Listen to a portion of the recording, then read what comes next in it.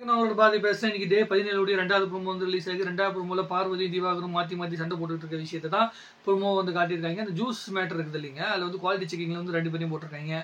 அது போட்டிருக்கும்போது நம்ம ஆதிரியை வந்து ஜூஸ் கொண்டு வந்து கொடுக்கும்போது அதை வந்து நிறைய குறைகள் சொன்ன உடனே இவங்க என்ன பண்ணிட்டாங்க அப்படின்னா, நாங்கள் என்ன கேட்டகரி செலக்ட் பண்ணுமோ அதுதான் செலக்ட் பண்ணோம் அப்படின்னு சொன்னோன்னே அந்த ஜூஸ் பாட்டில் வந்து தூக்கி போகிற மாதிரி போட்டாங்க. அது இன்னும் லைவ்ல இருந்து வரலன்னு நினைக்கிறேன்.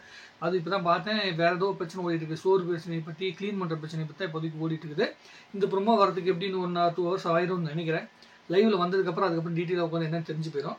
அப்புறம் இந்த டாஸ்க்கை பற்றி பண்ணிட்டு இருக்கும்போது திவாகர் ஏதோ ஒரு வார்த்தை சொல்லிட்டாரு போல இருக்குது. உனக்காக நான் எப்படி சப்போர்ட் பண்ணியிருக்கேன் தெரியுமா, நீ வந்து அவங்களுக்கு சப்போர்ட் பண்ணுறியா அப்படிங்கிற மாதிரி ஒரு துணியில் வந்து கோவப்பட்டுட்டு என்ன சொல்றது, டென்ஷன் ஆகிட்டு பார்வதி உள்ளுக்குள்ள போய் கத்துற மாதிரி திவாகர் பின்னாடியே போயிட்டு, ஏன் உனக்காக எதுவும் பண்ணலையா, உனக்காக எந்த ஃபேவரும் இல்லையா, அவங்க தான் சோறு உனக்கு ஒழுங்காக அதிகமாக போகிறாங்கன்னு தானே நீ வந்து அவங்களுக்கு சப்போர்ட் பண்ணிட்டு இருக்க அப்படின்னு பார்வதி கேட்க, ஏன் உனக்கு சோறு போடலையா, உனக்கு பொரியல் போடலையா அப்படின்னு வந்து திவாகர் பின்னாடியே போயிட்டு இருக்கிற மாதிரி வந்து முடிச்சிட்டாங்க. அதுதான் இந்த ப்ரோமோ வந்து போட்டிருக்கிறாங்க. திவாகரே வந்து கண்டென்ட், திவாகரும் பார்வதினா கண்டென்ட் கொடுத்துட்டு இருந்தாங்க. அவங்க 2 பேருமே கண்டென்ட் மேக்கராக மாறி போயிட்டாங்க. இப்போ என்ன விஷயம்னா, ஹவுஸ்மேட்ஸ்குள்ள இருக்க எல்லாருக்குமே இவங்க 2 பேருமே வந்து குவாலிட்டி செக்கில் வந்து வந்ததில் வந்து உடன்பாடு கிடையாது. அவங்க வந்து குவாலிட்டி செக் வந்ததில் கூட பிரச்சனை கிடையாது, அதுக்காக அவங்க எடுக்கிற டெசிஷனில் எந்த உடன்பாடுமே கிடையாது. அதுதான் அவங்களுடைய ஸ்ட்ராட்டஜியாக இருக்குது. என்ன ஸ்ட்ராட்டஜினா, இவங்க சொல்கிறது கேட்கக்கூடாதுங்கிற ஸ்ட்ராட்டஜிக்குள்ளே எல்லாருமே இருக்கிறாங்க. பார்வதி சொல்கிறத, திவாகர் சொல்கிறத நம்ம கேட்கக்கூடாதுன்னு ஹவுஸ்மேட்ஸ் இருக்காங்க. அவங்க ஹவுஸ்மேட்ஸுக்கு தகுந்த மாதிரி நம்ம மாறக்கூடாது அப்படிங்கிற இவங்க 2 பேர் இருக்கிறாங்க. ஒரு சாதாரண வேலை, ஒரு குவாலிட்டி செக்கிங்னு சொல்லிட்டாங்கன்னா அதில் உனக்கு கிடைக்கிற வரைக்கும் கிடைக்கட்டுமே. நீ என்ன பண்ணியிருக்காங்கன்னா, மொத்தமாக நம்ம வந்துடணும், எப்படியா ஜெயிச்சிடணுங்கிற முனைப்பு வந்து எல்லாத்துக்கும் இருக்கும். அந்த கோல்டு காயின் நிறைய வந்தாகணும், வந்தால் தான் நமக்கு வந்து ஜெயிக்கிறதுக்கான வாய்ப்பு இருக்குது அப்படிங்கிற அந்த வேகத்தில் வந்து இவங்க எல்லாருமே இயங்கிட்டு இருக்கிறாங்க. அதில் வந்து கான்ட்ரவர்சி வரும்னு பிக் பாஸுக்கு தெரியும். அதனால நேற்றே ஒரு டாஸ்க்கு கொடுத்துட்டாரு. நேற்று ஒன்றும் பெருசாக வரல, கோபம் மட்டும் இருந்துச்சு. இன்னைக்கு வன்மமாக வந்து மாறி போச்சு. பார்வதி எல்லாம் பட்டு அப்படின்னு செம்மையான இது. ரோபோசங்கர் அண்ணன் வந்து பார்த்தீங்கன்னா முதல்ல பர்ஃபார்ம் பண்ணும்போது அந்த விஜயகாந்த் சார் மாதிரி பர்ஃபார்ம் பண்ணும்போது நெஞ்சு மூஞ்செல்லாம் நடுங்கிட்டு வந்து பண்ணாங்களா, அந்த மாதிரி இங்கேயும் பண்ணிட்டு இருக்காங்க. திவாகரும் வந்து கூட சேர்ந்து கட்டிட்டு இருக்காப்புல. அவர் என்ன தெரிஞ்சுன்னா, பிக் பாஸ் விட்டு வெளியே வரதுக்குள்ள திவாகர் ஒரு நார்மல் மனுஷனாக மாறிடுவார். உள்ளுக்குள்ளே இருக்கிற எல்லாருமே திவாகராக மாறிடுவாங்க. திவாகர் உள்ளுக்குள்ளே போகும்போது ஆர்டிஃபிஷியலாக இருந்தார்ல, அந்த மாதிரி இருந்தால் இப்போ என்ன பண்ணிட்டாங்கன்னா, திவாகர் தெளிவாயிருவார் போல இருக்குது. இந்த கோவப்படுறது, சில பாயிண்ட்ஸ் வந்து பாயிண்ட் பை பாயிண்டாக பேசுறதுங்கிற திவாகர் அந்த இடத்த நோக்கி நகர்ந்து வந்துட்டாப்புல. தன்னுடைய ஆக்டிங் சென்ஸில் இருந்துட்டு நார்மல் காமன் சென்ஸை நோக்கி நகராரு. இவங்க காமன் சென்ஸை விட்டுட்டு ஆக்டிங் சென்ஸை நோக்கி நகர்ந்து போயிட்டு இருக்காங்க. அதான் இங்கே நடக்குது. ப்ளஸ் இந்த டீமுக்குள்ள டீம் தலைவராக இருக்கிற அந்த வீட்டு தலையாக இருக்கிற கனிக்கு அந்த ஸ்கில் வந்து பார்த்தீங்கன்னா, இந்த பின்னாடி பேசுகிற புறம் பேசுகின்ற தன்மை தான் ரொம்ப அதிகமாக இருக்கே தவிர, இதுக்குள்ளே ஒரு ஒற்றுமையை கொண்டு வரணும் அப்படிங்கிற எண்ணம் இருக்கிற மாதிரியே தெரியல.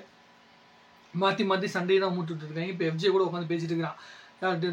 உட்காந்து பேசிக்கிட்டு, நான் வந்து குறுக்க புந்தி கேள்வி கேட்டுட்டு இருந்தேன், அவங்க அப்படி பண்ணிட்டாங்க, மூஞ்சில் இருக்கிற மாதிரி பேசிட்டாங்க அப்படின்னு என்னமோ ஒன்று பேசிட்டு இருக்கிறான் லைவ்ல உட்காந்துட்டு. இதெல்லாம் எந்த இடத்துக்கு கொண்டு போய் நிறுத்தம் அப்படின்னு தெரியல. இவங்களுக்கு வேலை செய்யறங்கிற எண்ணம் வந்து இருக்குது. பட் ஆனால் அதை வந்து எப்படி செய்யணும், இது எந்த ஆங்கிளில் கொண்டு போனால் மக்கள் ரசிப்பாங்க அப்படிங்கிறது புரியல.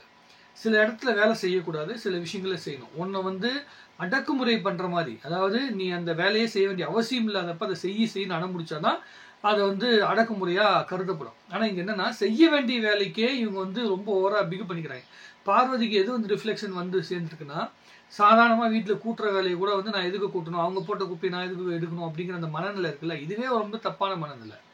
இப்போ போட்ட குப்பையை அடுத்தவங்களுக்காக நம்ம வந்து எடுக்கிறோம், அடுத்தவங்க வந்து எதாவது அசிங்கம் பண்ணி வச்சுருந்தாங்கன்னா பரவாயில்ல, இது நார்மலாக போடுற குப்பை தான், அந்த குப்பையை எடுத்து போடுறதுக்கே உனக்கு மனசு வரலைன்னா அப்புறம் என்ன நீ சமூக நீதி பேசுகிற, வெளியே உட்காந்து பாலிடிக்ஸ் பேசுகிறேன்னு சொல்லிட்டு வந்து ட்விட்டரில் அப்படி போடுறாங்க. அப்போ எந்த ஒரு சகிப்புத்தன்மையுமே இல்லை. ஒரு சாதாரணமாக 20 பேர் ஒரு சமூகத்தில் ஒரு செலிபிரிட்டிங்கிற இடத்துக்குள்ளே வந்திருக்காங்க, அவங்களுக்குள்ளேயே உனக்கு சகிப்புத்தன்மை வரலைன்னா அப்போ சாமானிய மக்கள்கிட்ட உனக்கு என்ன சகிப்புத்தன்மை வரும்?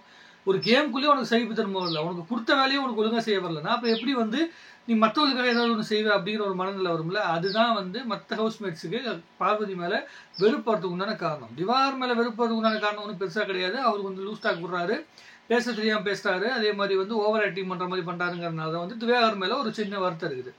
அது கூட கொஞ்சம் மன்னிச்சுட்டாங்க போல இருக்குது. பார்வதி மேலே வன்மத்தில் இருக்கிறாங்க, அதை கொட்டிக்கிட்டு இருக்காங்க. அதுதான் இந்த ப்ரோமோவில் வந்து வெளிப்பட்டுருக்குது.